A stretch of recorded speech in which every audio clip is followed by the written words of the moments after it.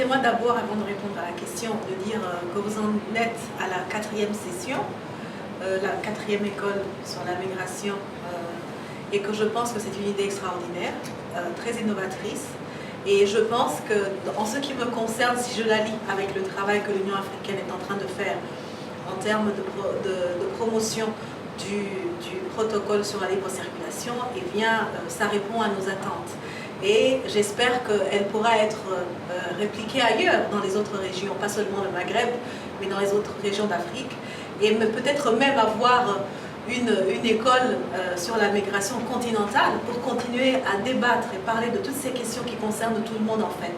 Et ce serait un idéal que je proposerais même à OIM de penser et voir dans les jours prochains, dans le futur proche plutôt, de voir comment on peut faire ça ensemble.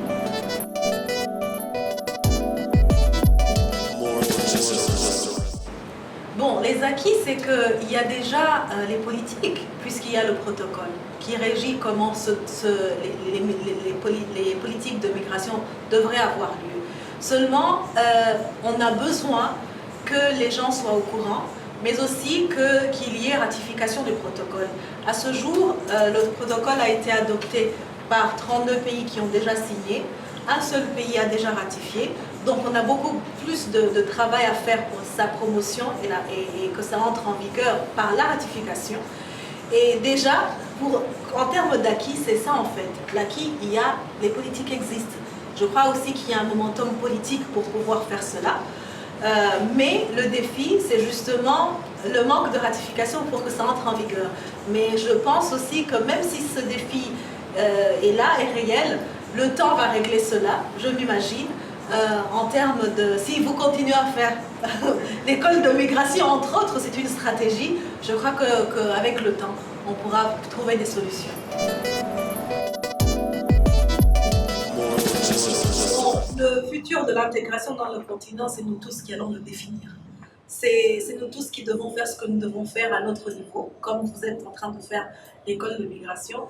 Mais en même temps, c'est la volonté politique de nos chefs d'État.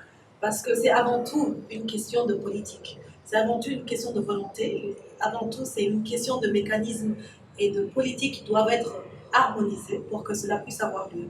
Deuxièmement, nous avons une population très jeune en Afrique, très entrepreneur, et qui doit élargir les horizons.